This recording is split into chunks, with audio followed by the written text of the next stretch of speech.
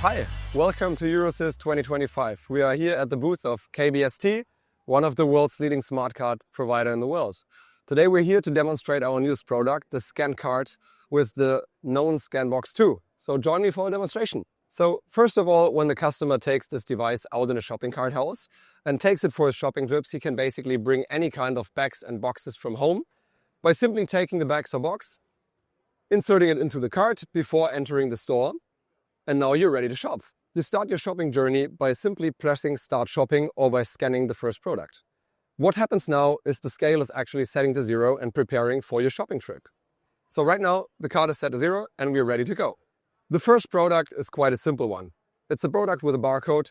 We simply take in front of the scanner, the cart's registered as, asks us if we want to change the quantity, and tells us if we want to buy it, simply enter it into the cart. That's what we do.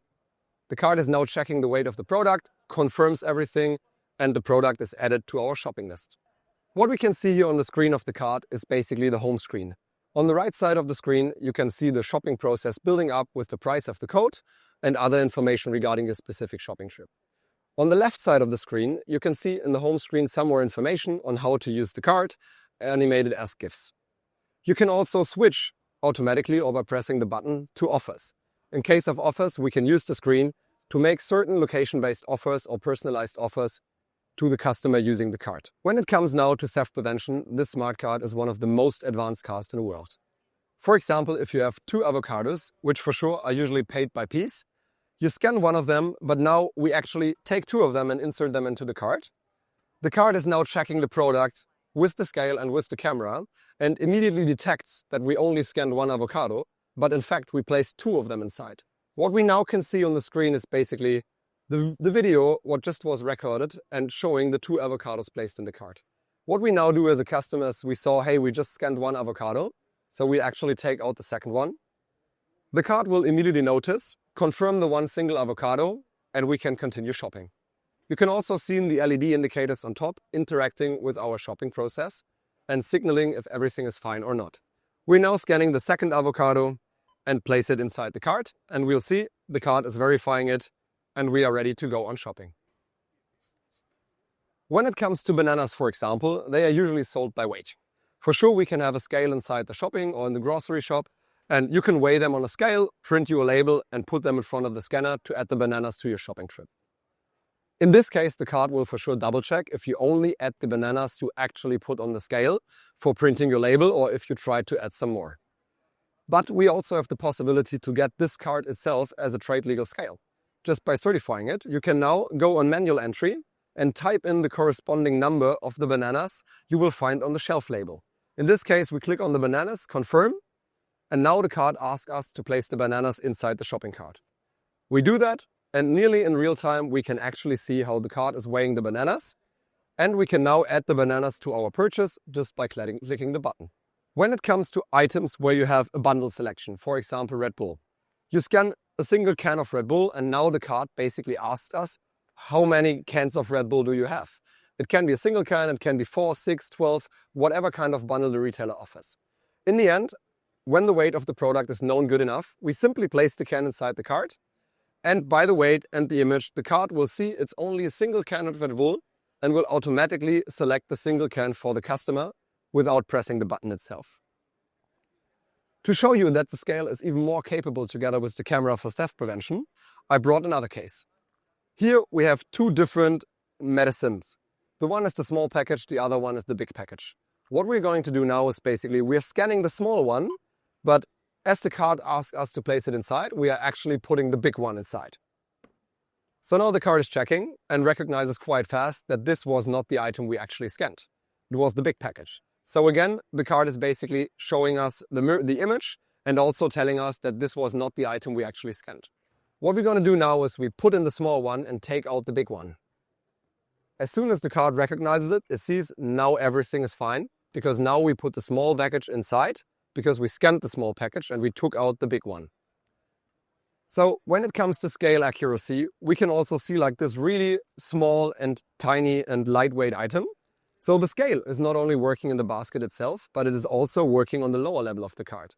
And even if you have a really lightweight item, you can actually try to hide it down here just by laying it down.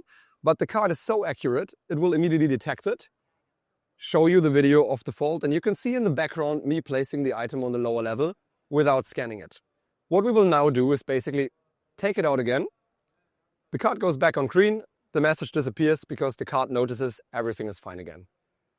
Now we want to simulate some kind of theft, just to prove and show how the control procedure at the checkout is taking place. We take that product again, but now we are placing it simply somewhere in the cart. It notices it again, shows us a video and says, hey, please scan your product. Now the cart gives us 4 different options. The first 2 options is basically to register the product again to make everything correct. The other 2 options, on the one hand, is personal item. This one gives customers the possibility, for example, to place a jacket, a handbag, a box or whatever inside the cart, and by simply pressing the button personal item, they can continue their shopping process.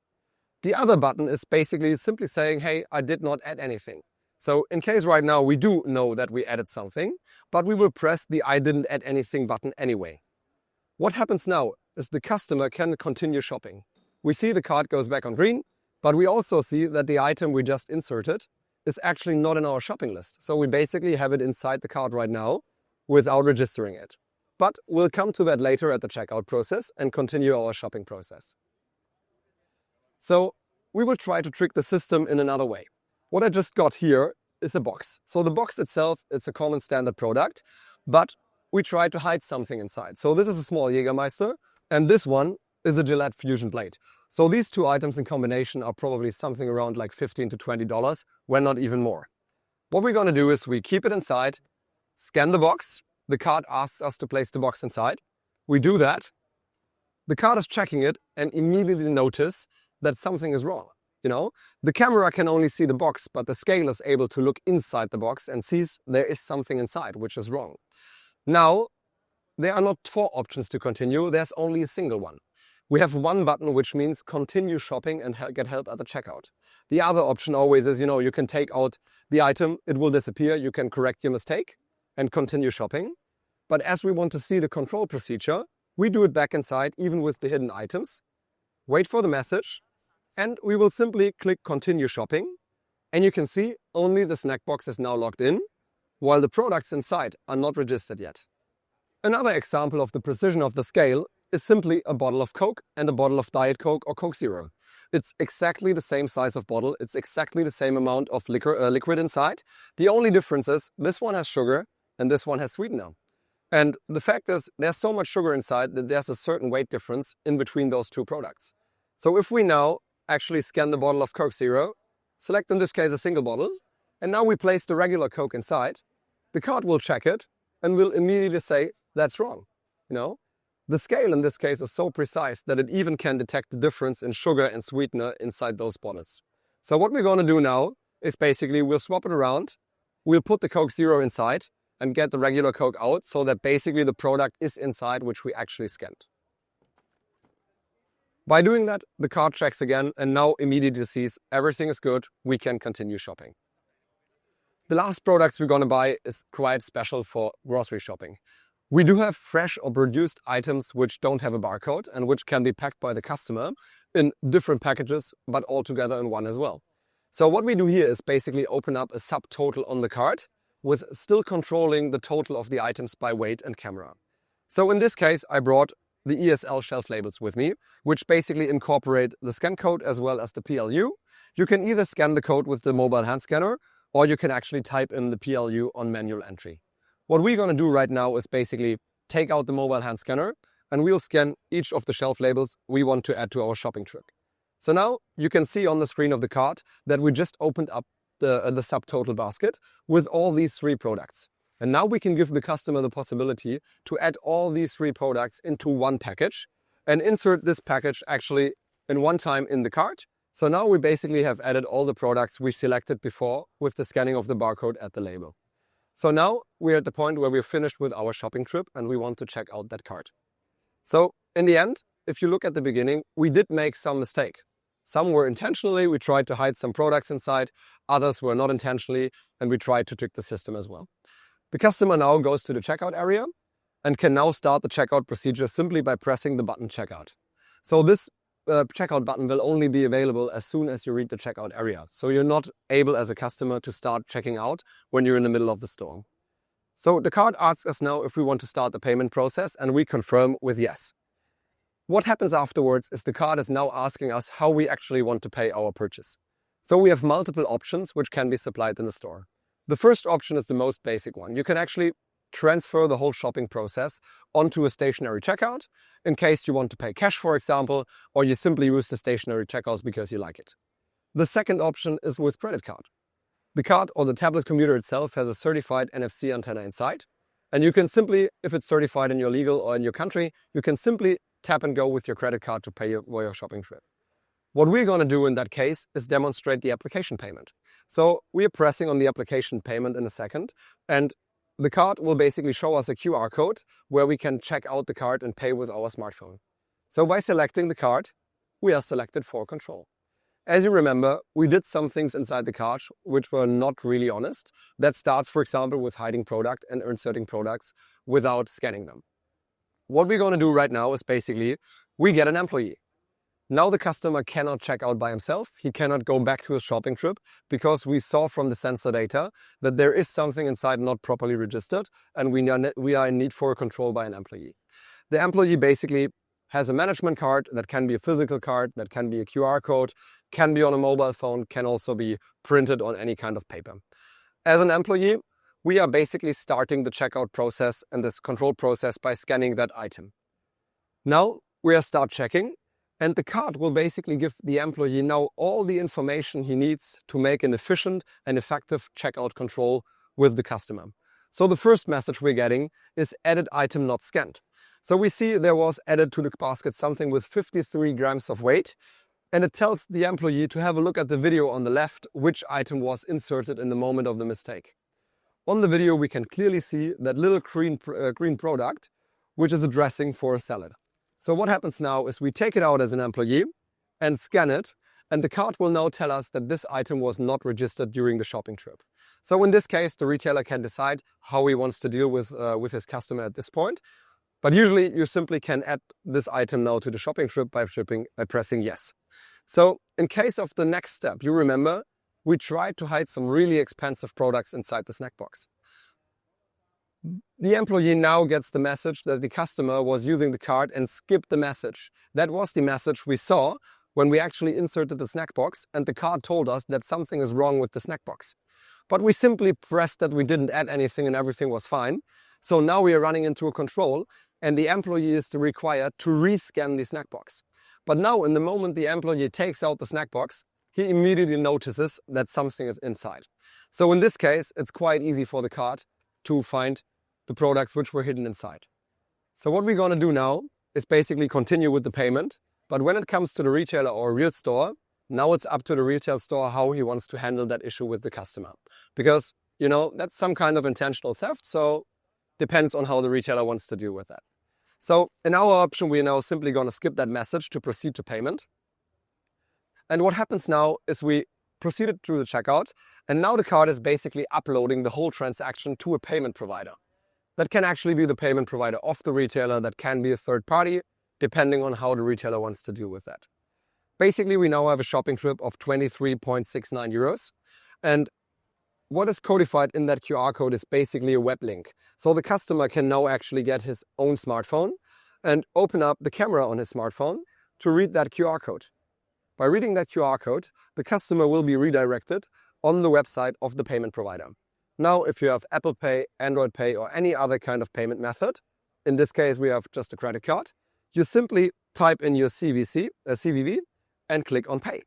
Now the payment is processed, and as soon as it's done, the card will give us the confirmation that everything is successfully paid, and the customer is now ready to leave the store and check out. The receipt of the shopping procedure can be sent to the customer's smartphone, can be displayed to download on the screen, or can be also printed inside the store, depending on how the retailer wants to have it. If we would select Add the Checkout with the different payment methods, we would basically see on the left side a small animation of showing us how to deal with the checkout. we would simply go to any kind of stationary checkout and use the hand scanner of the checkout itself to scan the small QR code you can see on the right side right here. So what happens is basically the card parks the transaction on the mobile POS system of the store and gets back the number of the parked transaction.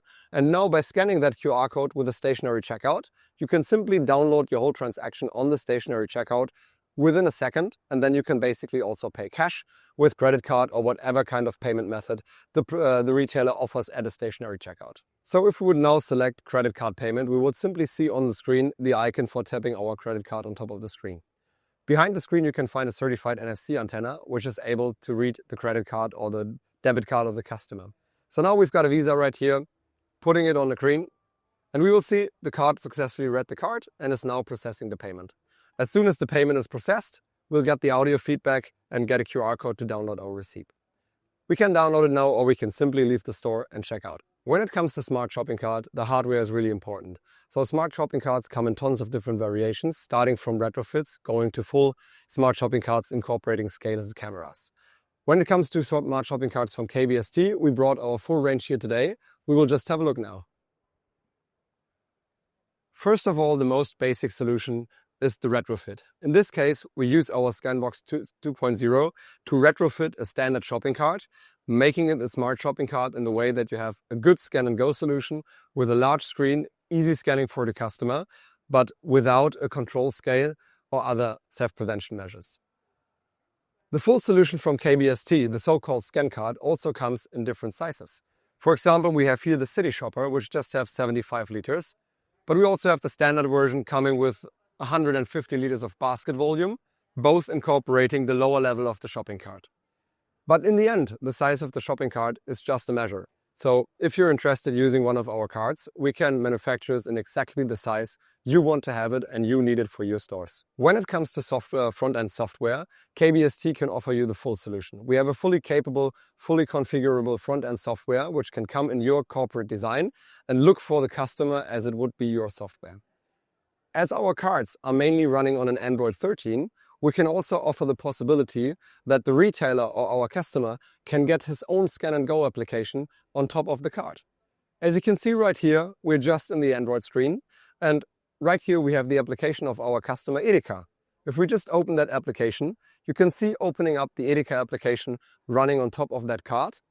In this case, the retailer is basically doing his own scan and go application and interacting with APIs on our device, incorporating our scale, our camera, and we keep the cart running, maintain the theft prevention and do everything else while the retailer himself is in charge of personalized offering, couponing, loyalty program and all the other stuff. So basically a really secure self-scanning solution with theft prevention as a platform for the retailer for his own loyalty program and his own promotion engine.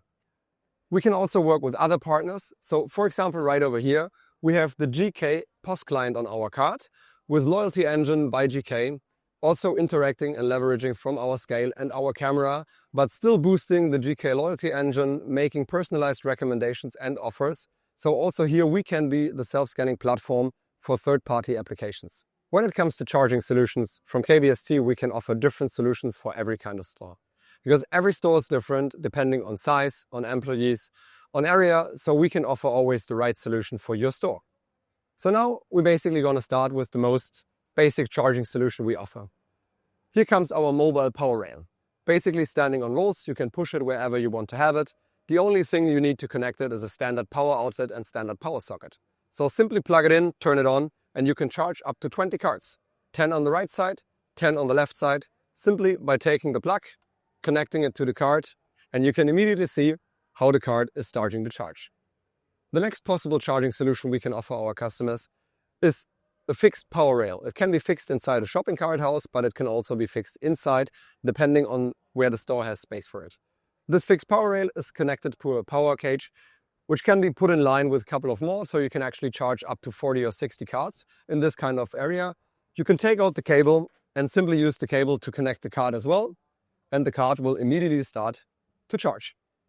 Another really good option to charge your carts is our RetroCharge. The RetroCharge takes away the power plug and is basically located below that storage table. So you see the contacts on the rear, the same contacts in the front, and we're going to have a look at this over here.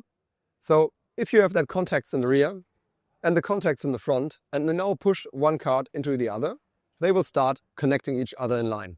Now you basically have a power supply located on the roof of your shopping cart house, and you simply connect it to the carts, and you can immediately see all the carts in line starting to charge. With this technology, we can charge up to 14 carts in one row, simply by connecting the last cart to the power supply. The last charging solution we can present our customers is the same kind of connection between a row of up to 14 carts, but now we have the connectors integrated below in the frame of the shopping cart. So if we now have the first shopping cart standing right there in the docking station, we can simply take that cart, push it into the other cart, and as soon as they connect it in front, you can see the last cart starting to charge as well. After connecting the carts to the power supply, the charging of the battery lasts a maximum of 6 hours. So after charging the carts to 100%, they have a battery lifetime of more than 34 hours. So charging the carts is only necessary during night times and never during store operations. When it comes to shopping cart housing, we can supply our own shopping cart house, but you can also work with every other shopping cart house supplier, as long as you have a roller shutter to protect the carts in nighttime and a closed roof so that the heat while charging doesn't leave the shopping cart house. Thank you very much for your attention for our ScanCart 2 demonstration, as well for the charging technology and other important facts for the carts. We would highly welcome it if you would able to contact us and we can talk about integration possibilities, usage possibilities. If you're a retailer or technology provider, we are open for collaborations. Thank you very much.